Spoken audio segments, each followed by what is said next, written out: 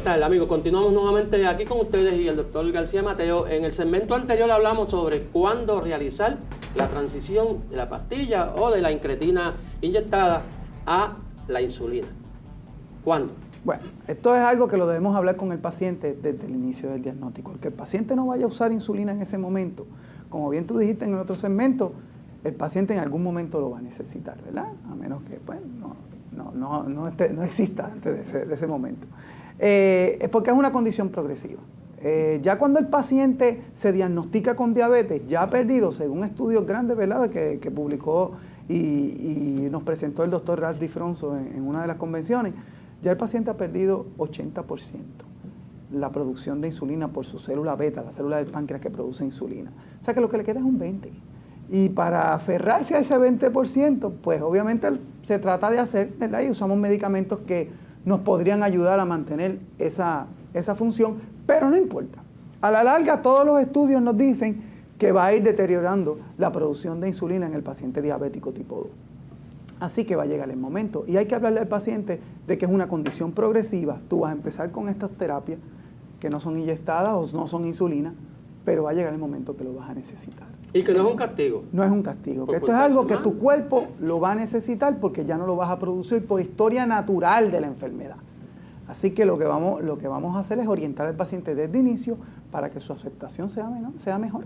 Cuando uno hable con el paciente y decirle, cuando el día que yo te diga tienes que usar insulina, pues acéptala, porque te estoy dando lo que tu cuerpo ya no produce. Pero no lo vamos a hacer de una manera incómoda. Según la Asociación Americana de Diabetes, debemos tomar en cuenta, como las guías que ellos dicen, ¿verdad?, tomar en cuenta las características del paciente, tomar en cuenta las complicaciones que tiene, su expectativa de vida, su estado cognitivo, su cultura, para hacerlo de una manera más cómoda para el paciente y que obviamente tengamos éxito, que el paciente lo use. Por eso muchas veces estamos usando insulina de una vez al día, por ejemplo, que más adelante vamos a tener otro experto hablando de eso, pero hablando de la transición, pacientes que están en medicamentos orales o hasta estos medicamentos inyectables que hablamos, incretinas, que no tienen, que son que se pueden usar en combinación con insulina. pueden usar en combinación con insulina, también, ¿verdad? Pues empezar la insulina de una manera como de añadidura. Empezarlo mayormente lo que recomienda la Asociación Americana de Diabetes es que lo empecemos con una insulina basal, de una vez al día, donde más que se usa Glargine, ¿verdad? Una insulina que se da una vez al día, que no tenga picos y que tenga menos riesgo de hipoglucemia, y ver cómo el paciente mejora su azúcar en ayuna para que esos medicamentos orales trabajen mejor durante el día. Pero eso no se queda así. Tú puedes mejorar el azúcar en ayuna y el paciente puede mejorar su A1C. Pero mientras más el A1C llegue a un nivel más cerca del control, más contribuye el azúcar después de las comidas a esa A1C. Esa data que viene del doctor Monier, ¿verdad? Sí. Es una data que nos dice que este paciente, mientras más alta tenga la A1C, pues más contribuye su azúcar en ayuna. Cuando ya está en una A1C que está entre 8 y 8.5, pues ya contribuye los dos.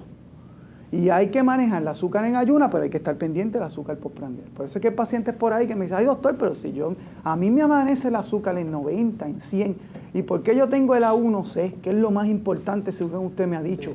Pues, ¿por qué yo la tengo todavía en 8 y no me baja? Mire, y ya yo tengo medicamentos orales, tengo la insulina por la noche, pues mídete las azúcares después de comida. O se hace un monitoreo continuo con devices nuevos que tenemos, ¿verdad? Y vemos ahí que ahí es que está el defecto. Y muchas veces lo hacemos más cómodo porque buscamos en el paciente cuál es la comida más fuerte, ¿verdad? Y eso a veces tiene que ver con la misma profesión del paciente. Si un paciente es un ejecutivo, donde más ingiere comida es en el almuerzo, porque ahí es que se reúne y todas esas cosas. Y si el paciente usualmente trabaja mucho durante el día y por la noche que tiene más descanso, pues mira, ahí es que come más. O aquellos pacientes, mayormente los que están en la carretera, eso, que mayormente hacen una comida bien fuerte por la mañana, pues eso mayormente es por la mañana. Y muchas veces pues ponemos al paciente que se monitoree después de la comida más fuerte. Y en esa comida podemos empezar a atacar con una insulina de rápida acción para cubrir la comida, además de la insulina basal que tiene. Y seguir con los medicamentos orales. Y llega el paciente, el momento que sin darse cuenta se ha reemplazado completo en insulina y tiene una terapia agresiva de insulina, si es que es necesario, porque yo tengo pacientes que con la insulina basal nada más se han controlado. Tengo pacientes que con la insulina basal orales y un poco de insulina de rápida acción que cubre las comidas con la comida más fuerte está controlado y lo he dejado así. Depende del paciente. Hay pacientes que tienen su insulina basal y tienen los medicamentos inyectables estos que cubren más el azúcar postprandial como las incretinas. Incretina, correcto. Y tienen su ayuda a la insulina basal y están controlados. Que aquí no hay un libro de cocina. Aquí esto es cuestión de que nosotros tenemos que sentarnos con el paciente. Y fíjate, esta cosa del monitoreo continuo o de lo que se llama el monitoreo de azúcar en la casa es bien importante para el paciente y también para el médico.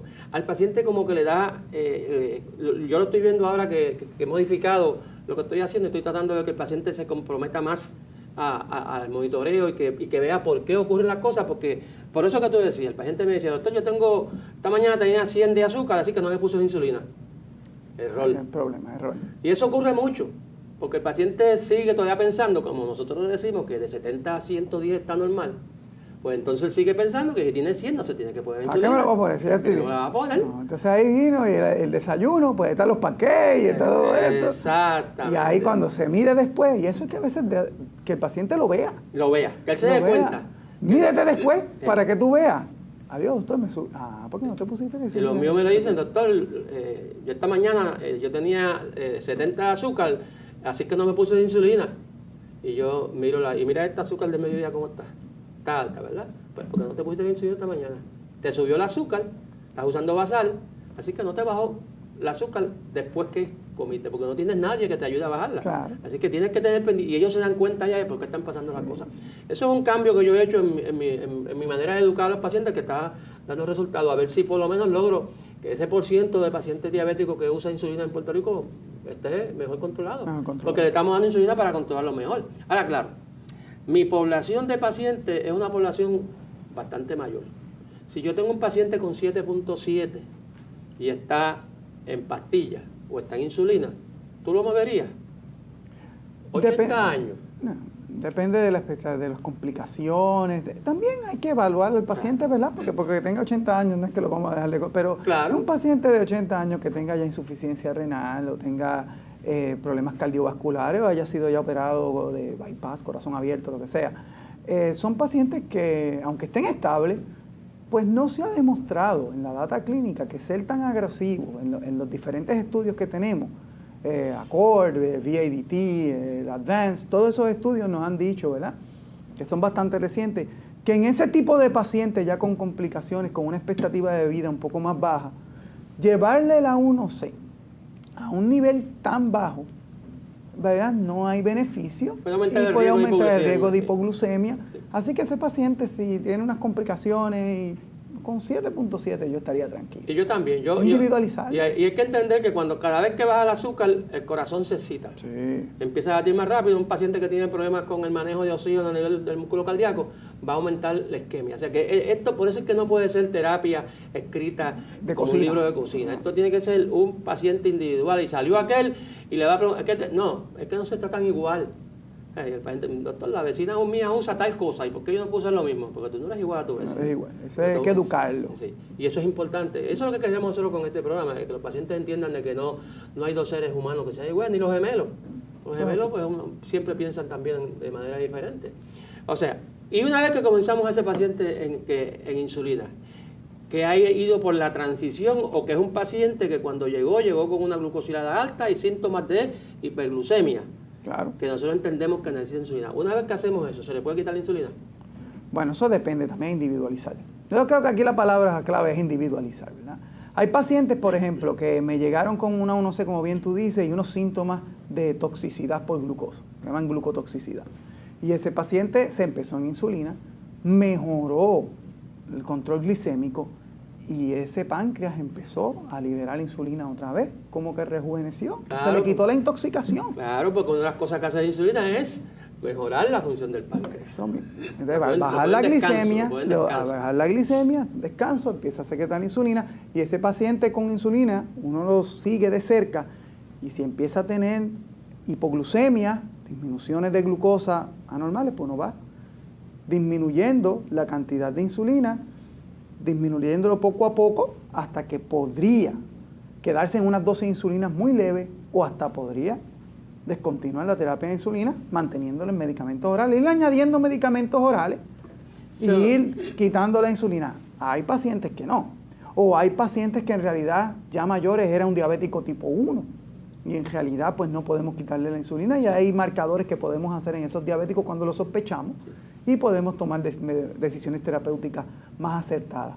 Pero sí los hay. Sí hay pacientes también que están en medicamentos orales que lo empezamos a insulina mucho más temprano y después llegó el momento que están estables, muy estables, han tenido hipoglucemias con estas insulinas y podemos ir retirándolas también y el paciente quedarse en medicamentos orales. Y sobre todo en estos pacientes que nosotros comenzamos en insulina, es un paciente que en un momento dado va a entender que cuando come mucho le sube el azúcar y cuando come menos se le normaliza y va a aprender a comer mejor. Claro. Y eso va a hacer que se controle mejor, que es la base de emplear dieta y actividad física. Entonces él se va dando cuenta y se cuenta, si yo me comí esta mañana un sándwich y ayer me comí una avena y con el sándwich me subió más, pues ahora no voy a comer el sándwich. Y empieza el apoderamiento. Sí, ahí es bien importante el monitoreo en la casa. Sí, que ellos se vean, ellos mismos, qué es lo que está pasando. Sí. Y me lo traigas a la oficina. Y el paciente diabético que está en insulina se tiene que monitorear por lo menos 3 veces al día. Claro. Eso de que no se monitorea es un riesgo para el paciente y no es buena medicina. En el paciente que usa pastillas, pues no hay un acuerdo completo, pero también se debe hacer de vez en cuando. Pero el paciente que usa insulina tiene que hacerlo para que tome ese control de su azúcar. Amigos, hemos llegado al final de este programa y agradecemos mucho al doctor García Mateo, que siempre gentilmente pues, viene de Ponce acá a hablar con nosotros y a estar con nosotros. Y les invito a que nos visiten en nuestra página de internet centrodiabetespr.com o que nos vean a través de la YouTube Alerta Diabetes.